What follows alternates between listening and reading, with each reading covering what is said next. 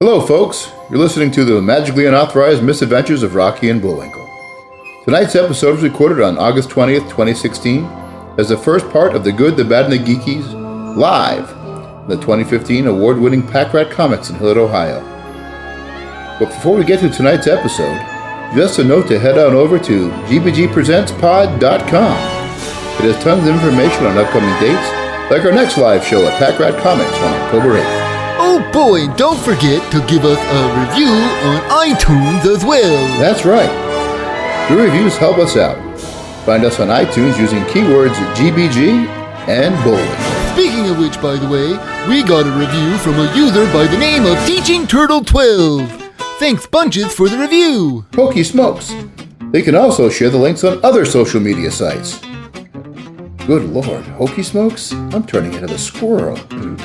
Alright folks, I proudly present this week's episode of the magically unauthorized misadventures of Rocky and Bullwinkle.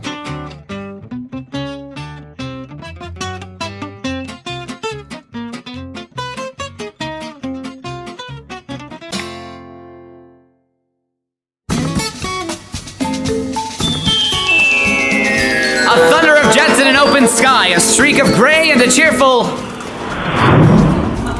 Hi, everybody! Hi, Rocky! A loop, a whirl, a vertical climb, and once again, you know it's time for... the magically unauthorized misadventures of Rocky and Bullwinkle. Starring that supersonic speedster, Rocket J. Squirrel. Along with a host of others.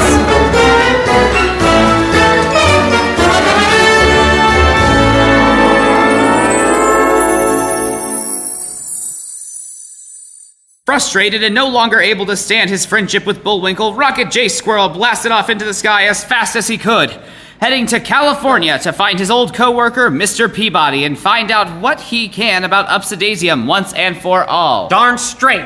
I don't need that big dumb moose. Oh, I've not been out of his sight and... No, Rocket. You don't need no Bullwinkle moose. He just brings you down. Think of all the problems you get into with him. Rocky continues to pep himself up for leaving his former BFF behind as he landed in... Hokey smokes! Yes, the fog. The pretentiousness. The little gift baskets they give out at award shows.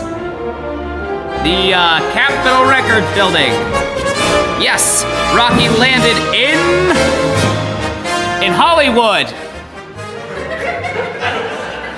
With cars backed up on the 405, far as the eye could see. Wow, we would have been stuck in traffic forever. Lucky for him, Rocky failed to notice the skeleton collecting dust in the Prius on the far right next to Tracy Morgan in his underwear with a toy lightsaber. Don't you know my force has awakened? My force has awakened, little Slabin! Or maybe a guy doing a poorly imitated version of Tracy Morgan. No matter, this was Hollywood, where dreams live, but mostly die, especially at 8200 Sunset Boulevard. I don't get it.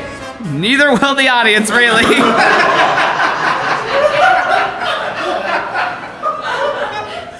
But let's move it along. Rocky flies through the thick smog to fat Hollywood estate of Mr. Peabody. There it is. Rocky lands at what is a surprisingly calm and quiet residence of Mr. Peabody, that super genius dog, and his boy, Sherman. Why do you say that? Why do I say what? You know, the surprisingly calm and quiet residence stuff. Usually when you go to Hollywood, the craziness is everywhere. Parties here, go to the dogs. Excuse me, may I help you? Well, who are you? Who am I? Who are you, small talking rodent with a 158 classic aviator helmet that's blue? Well, I'm Rocket J. Squirrel. I know that, and I'm Nick Offerman. The Nick Offerman? Would there be any other kind? How do I know it's really you? Bacon, look, why are you here?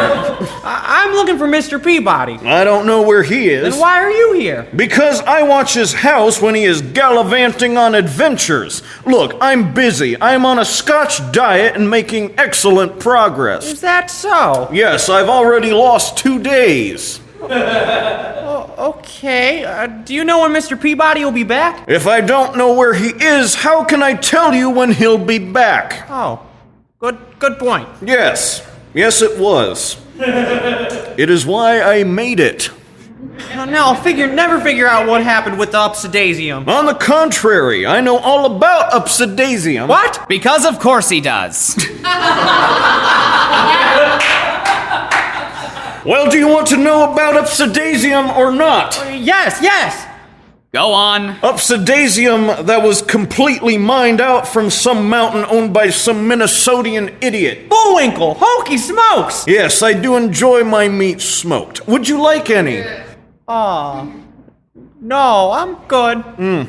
Good. It may or may not be smoked rodent meat, and I live off the land.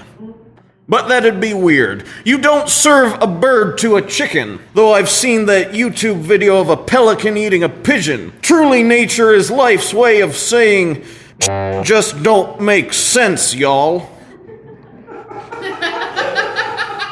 Then it's all, now here's a video of a cat playing a keyboard and all the young children and their hippity-hop music. Okay, so what happened after that? The government began to realize that they had to destroy the Upsidaisium, but being they were the government, they weren't sure they wanted to throw such a powerful element away when they could have it used for another day. And you rhymed. Of course I did. Which is why a committee was created, to decide once and for all what would happen to the Upsidaisium. Correct. You are good at this. Thanks, I was in a TV show. Though you seem to work better in a pair. Thanks. Just food for thought. Yeah, I got it. Okay, Mr. Exposition, then, if Mount Flatten doesn't exist anymore, how did a researcher find the Upsidaisium? I'm not sure. Perhaps they missed some. Maybe.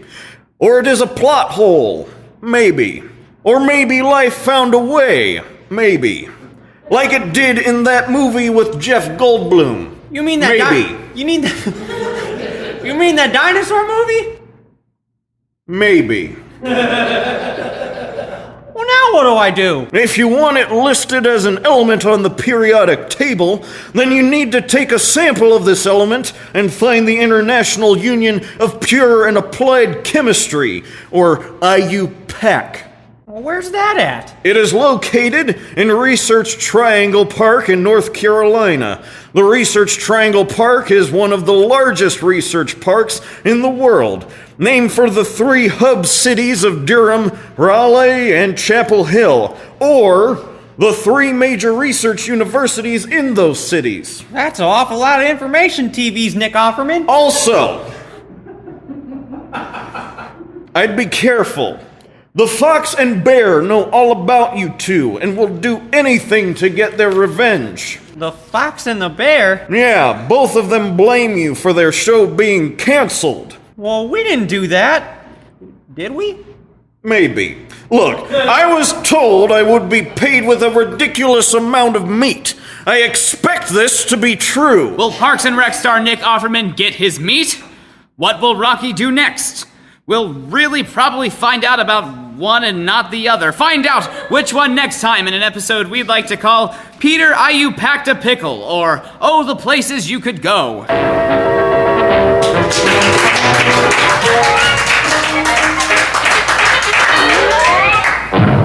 That was this week's Unauthorized episode.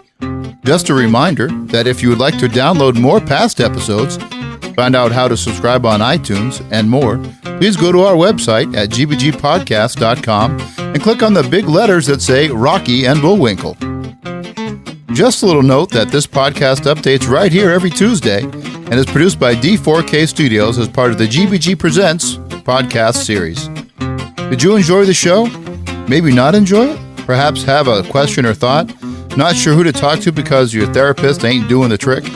Well, email us at rockyandbullwinkleshow@gmail.com. And don't forget about the legal mumbo-jumbo. Tonight's show features characters like Rocky, Bullwinkle, Boris, Natasha, Captain Peach Fuzz, and more, who are characters created by J. Ward Productions and are owned by DreamWorks and NBC Universal.